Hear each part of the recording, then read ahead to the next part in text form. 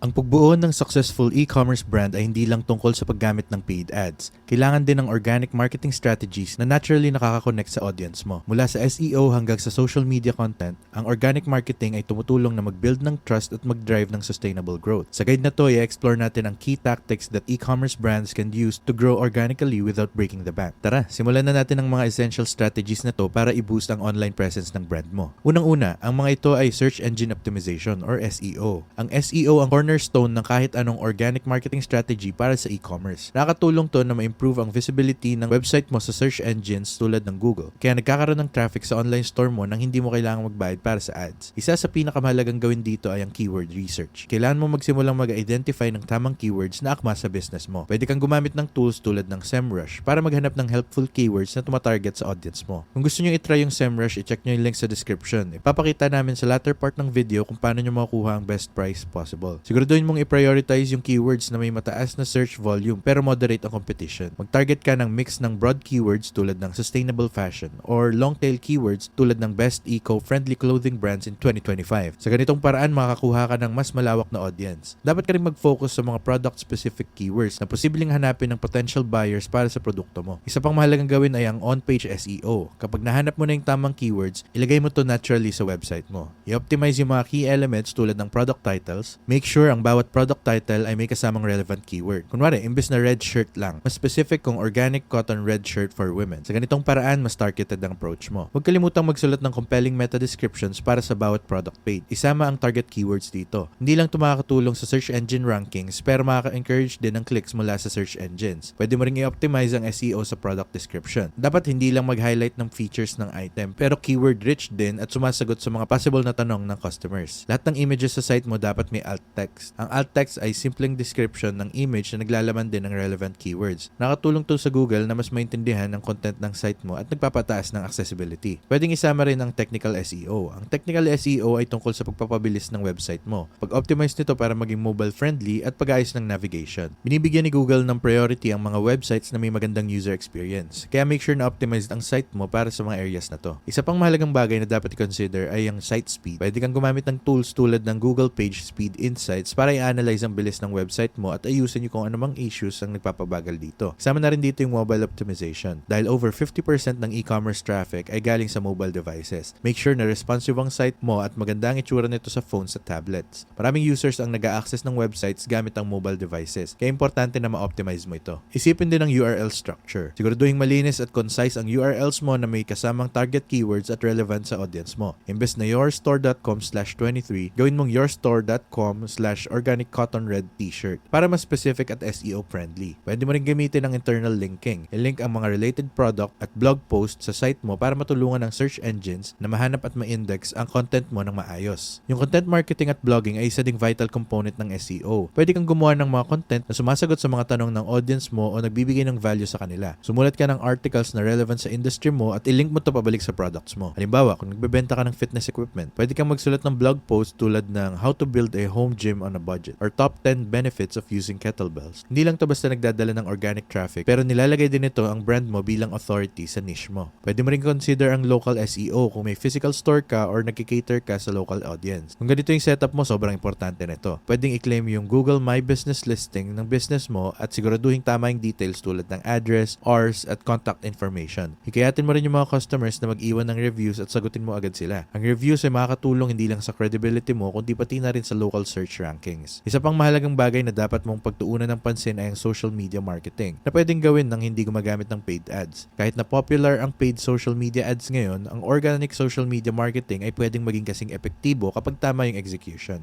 Kailangan lang nito ng consistent effort na pwede magresulta sa dedicated na community ng followers that genuinely cares about your brand. Isa sa pinakamagandang paraan para gawin to ay ang pagkakaroon ng consistent content strategy. Yung social media content mo dapat engaging, informative at higit sa lahat visually appealing. Mag-focus ka sa pagkwento ng storya ng brand at produkto mo. Pwede kang mag-share ng behind-the-scenes content, customer testimonials, or kahit mga product updates. Habang gumagawa ka ng mga posts, tandaan na kailangan consistent, interesting, at visually engaging ang approach mo para makuha yung attention ng audience mo. Yung una ay ang frequency. Siguraduhin consistent ang pagpo-post mo, pero wag namang masyadong bombahin ang audience mo. Generally speaking, 3 hanggang 5 posts kada linggo ay magandang baseline, pero pwede mo tong i-level up at mag-post araw-araw, kahit isang beses lang kada araw. Pagdating sa visuals, gumamit ng high-quality images at videos na nagre-reflect ng aesthetics ng brand mo. Kung gusto mo, worth it din mag-invest sa magandang photography or makipag-collaborate sa influencers or photographers na gumagawa ng visually appealing content. Pero remember, huwag masyadong ma-stress sa paggawa ng perfect visuals. Sa totoo lang, marami ng mahusay na tools sa iPhone mismo. Kapag gumagawa ka ng video, siguraduhin maglagay ng captions. Mahalaga ang captions, lalo na sa mga modern day videos. Dahil karamihan sa mga tao nanonood habang on the go. Minsan, nasa public sila kung saan hindi nila agad mapapakinggan ang sound ng video mo. Ang pagkakaroon ng captions ay mas nagpapadali para sa kanila na maintindihan ang content kahit saan sila nanonood. Mahalaga rin na pag-isipan yung captions sa mismong caption ng post mo. Pwede kang mag-drive ng engagement dito sa pamamagitan ng pagtatanong sa audience mo. Halimbawa, tell us your favorite product in the comments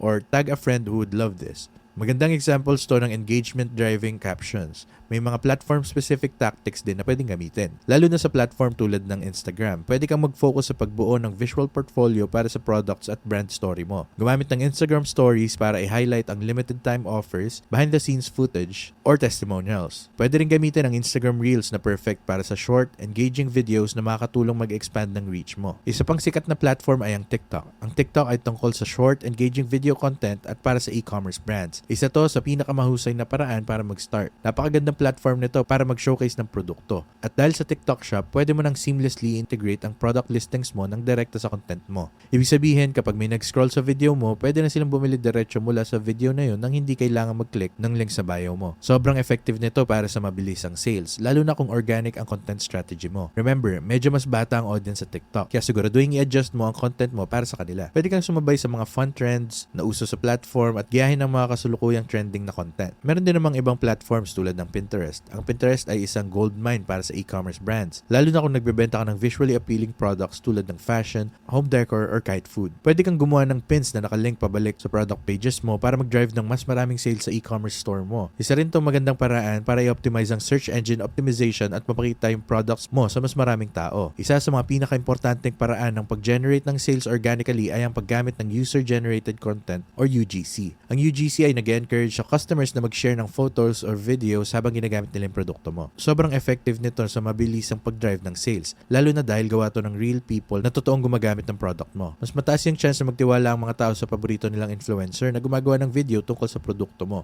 kaysa sa mismong brand. Madalas naaakit yung mga tao sa ganitong klaseng content. Kaya napaka-powerful na tool nito para mas makilala ang pangalan mo at mabenta ang product mo ng mas consistent. Yung pagkakaroon ng mga tao na parang brand ambassadors para i-represent yung brand mo ay isa sa pinakamadaling paraan para gawin to. Pwede kang makipag-collab sa influencers at magpadala ka sa kanila ng free na bagay na pwede nilang i-try and i-test on video. Sobrang popular tong marketing method na to. Kung gusto nyo magsimula sa pinakamagandang paraan para maghanap ng keywords, make sure na gamitin nyo yung link sa description sa baba para sa SEMrush. Pag-click nyo ng link, mapupunta kayo sa page na ganito kung saan, pwede na kayong makakuha ng 14-day pro exclusive access kapag ginamit nyo yung link namin. Ang kailangan lang gawin ay i-click yung try it free button. Tapos mapupunta kayo sa page kung saan ilalagay nyo yung email address, password, at click nyo yung create an account. Pag na-create nyo na yung account, kailangan nyo i-confirm yung email. Tapos mapupunta kayo sa checkout page kung saan ilalagay nyo yung credit card number, cardholder name, at syempre yung expiration date. Ilalagay nyo rin yung billing address, tapos click nyo yung place order, then magagamit nyo na yung SEMrush para maghanap ng best keywords para sa brand nyo at niche nyo. Ito yung pinakamadali at the best na paraan para gawin to. At highly recommended ko to kung di nyo pa ginagamit yung SEMrush. Simula na kayong gamitin to agad.